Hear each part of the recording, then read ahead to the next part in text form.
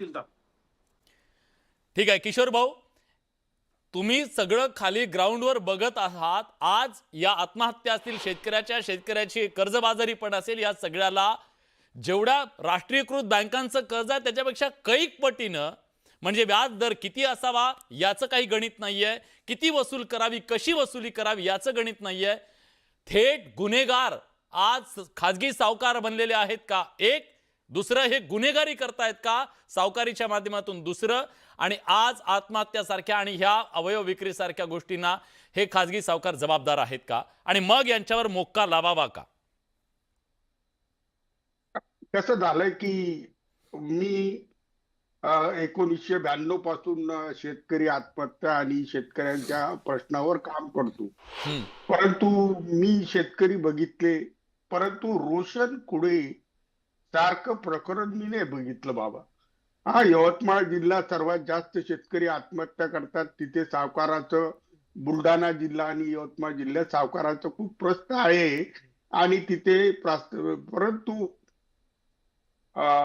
मद्रासला घेऊन जाणे, मग कलकत्त्याला घेऊन जाणे, मग कंबोडियामध्ये घेऊन जाणे आणि तिथे किडण्या काढणे, हे सगळं प्रकरण फार गंभीर आहे. आणि हे प्रकरण राजकारणाच्या तर फार बाहेर आहे. आणि विजय वडेट्टीवार बोलले 29 आहे, आणि 19 पुढे बोलले. 19. तर मला एक सांगा की जर अशा प्रकारे किडन्या काढून वसुल्या होत असतील तर आता राहिलं काय? सरकार म्हणून आपलं अस्तित्व गेलं आहे ना.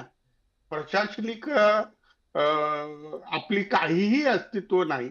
वरून पतपुरवठा धोरण बँकांचं किती नगण्य आहे की असे शेतकरी किती फसतात.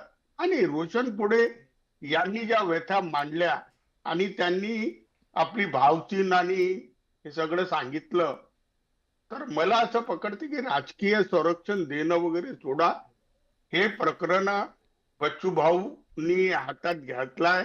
मात्र महाराष्ट्रात या प्रकरणावर सौक्षमक्ष व्हावा व जेवढे राजकीय नेते सावकारी करतात त्यांच्यावरही कारवाई व्हावी. मात्र राज्यात पतपुरवठा धोरण हा मोठा प्रश्न आहे. कर्जबाजारी 2 वेळा झाल्या, त्याच्यानंतरही सावकाराचं तुम्ही पाणी घ्या, मी येतो तुमच्या. तर पतपुरवठा धोरण आखणं खूप गरजेचं आहे असं तुम्ही म्हणताय. मला या चर्चेमध्ये प्रतिभाताईंना आणायचं आहे. प्रतिभाताई, सहकार खाता आज तुमच्याकडे आहे आणि कृषी खातं तुमच्याकडे आहे म्हणून मुद्दाम तुम्हाला बोलवलंय.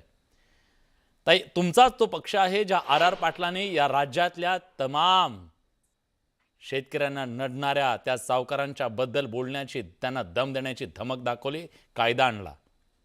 पण आज त्याची अंमलबजावणी कठोर करणं गरजेचं आहे. तुम्ही बघताय आज शेतकरी काय म्हणत होता.